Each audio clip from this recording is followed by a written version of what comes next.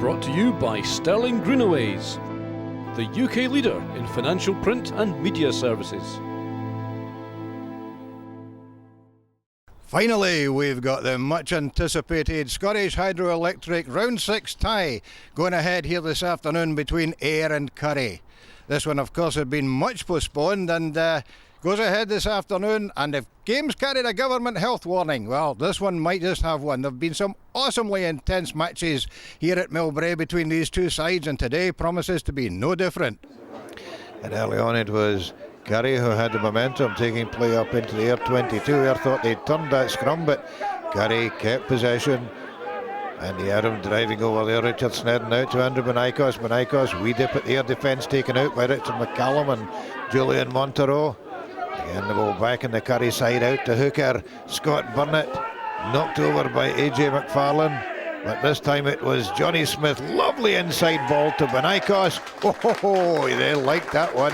Straight off the training ground. 8 minutes gone. And with Smith slotting the conversion, 7-0 to Currie. It was only 3 minutes later, though, that Ayr started to turn the screw. AJ McFarlane having a wee dip. Gordon Reid protecting the ball. Scott Sutherland playing scrum half there. Out to Jeff Wilson, tipped over by Andrew Benikos on the Currie 22. Ayr looking to go through the phases, looking to keep the pressure up. Richard McCallum knocked over by the Currie defence. Ayr getting there in numbers though. And finally penalties. Rob McKinnon, thanks very much to Kenny Diffenthal, straight through the post to get Ayr on the board after 11 minutes.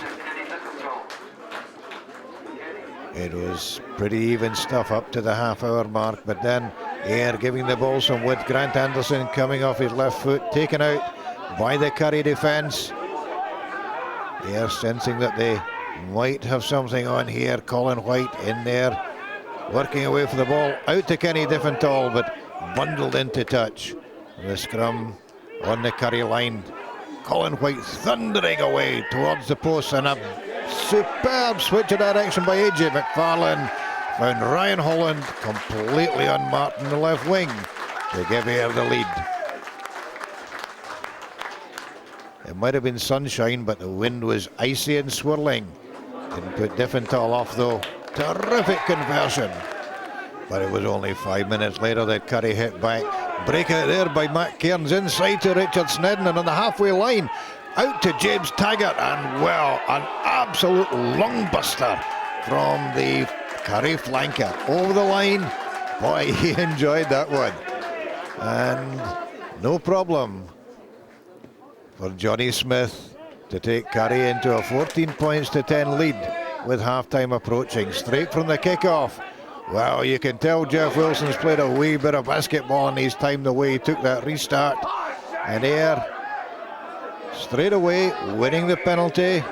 AJ McFarlane, quick tap, looking for the 10 metres, didn't get it. Taken out by his opposite number, Richard Snedden.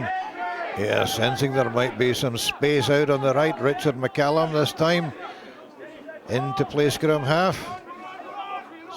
Slinging it out to Diffenthal. Diffenthal well picked up there by Andrew Wilson. But the Currie defence by now pretty well organised, but not so well organised that they didn't offend at that breakdown.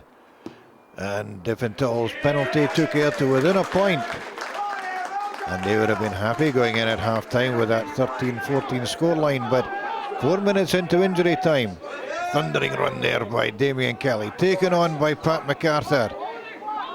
And Kelly looking for another go. Yep, look at him go, knocking players out the way and setting the ball up, committing absolute mayhem every time he goes in one of those charges. Colin White out to Scott Sutherland. Ayr very much in control at the moment, but the Currie defence rock solid. Stuart Fennick driving on. Ayr sensing there might just be something in it for them before half-time. Out to Kenny Diffenthal. Back inside, taken out by Benikos. Setting it up, Scott Sutherland in there. And the penalty again. So referee Rob McKinnon. Diffenthal, no problem with that one. Taking Ayr into half-time, 2 points ahead Probably just a fair reflection of what had been a great first half. Brought to you by Sterling Greenaways, the UK leader in financial print and media services. Into the second half, and Currie never more dangerous than when they're on the counter-attack. And Mark Cairns' pass finding James Taggart. Was he going to go all the way this time? My goodness, no, we stumbled there inside the Ayr half, but that certainly took the pressure off and put it back on Ayr. Benaikos swinging the ball out to Johnny Smith. Smith to John Cox. Cox, wee dummy, but no, it didn't fool Colin White. Currie still with the momentum. Johnny Smith and Mark Cairns looking for that wee gap. Andy Adam taking a nice wee ball there from Cairns. Out to Johnny Smith, chipping it into space, but that was a spectacular mark by Ayr fullback Grant Anderson. It was going to take something special to break this game, and well, Glenn Tippett started it. Subs down the right hand side, taken on by Ewan Logan, thundering into the defence there. AJ McFarlane to Andy Wilson, off his wing, off his right foot, off his left foot, taken out by the defence, keeping the ball alive. Swung out to the left by McFarlane, and who was there? Tippett, the man who'd started it. And what a moment for young Graham Fisher, the rookie centre for Ayr, putting in the scoring pass for Ryan Holland's second try. 21 points to 14 to Ayr. Was that it finished? Don't you believe it. This Currie team never give up. Richard Snedden, wee snipe there, out to Mark Cairns, and 40 metres out, hands it on to Ross Weston, and look at the big number 8 go. There was nobody going to lay a finger on him. In for the try. Well, a wee bit further out than they would maybe have hoped, but no problem for Johnny Smith.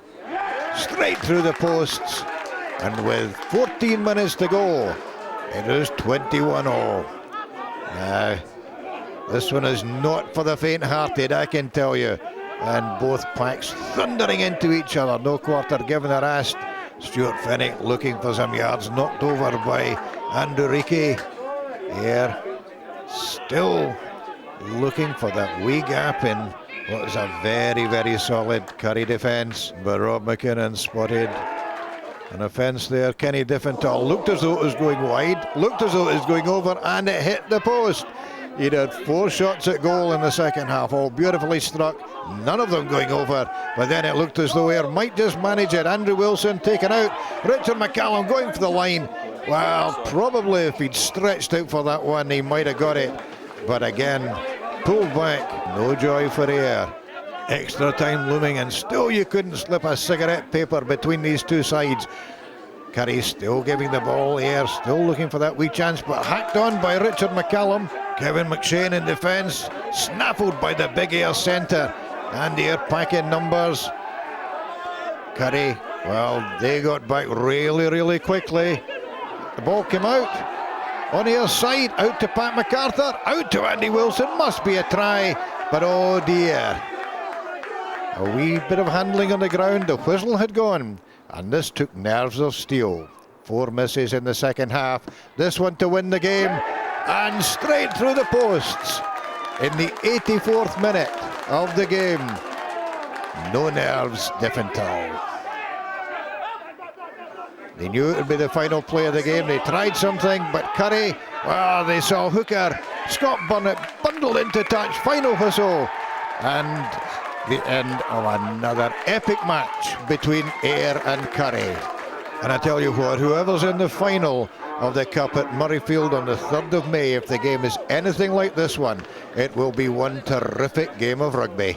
Oh, it was really exciting, really physical game. We expected that from them, because from the last time they played, they're a very physical side, so we knew we had to front up today, and we certainly did. So Ayr go on to face Heriots in the quarter-final of the Cup. They've got one league match left. That's through at Melanie Park against Currie. I think Andy Adam and his boys might just be looking for revenge. This is Ron Evans for Scottish Rugby Television at Millbrae. Brought to you by Sterling Greenaways, the UK leader in financial print and media services.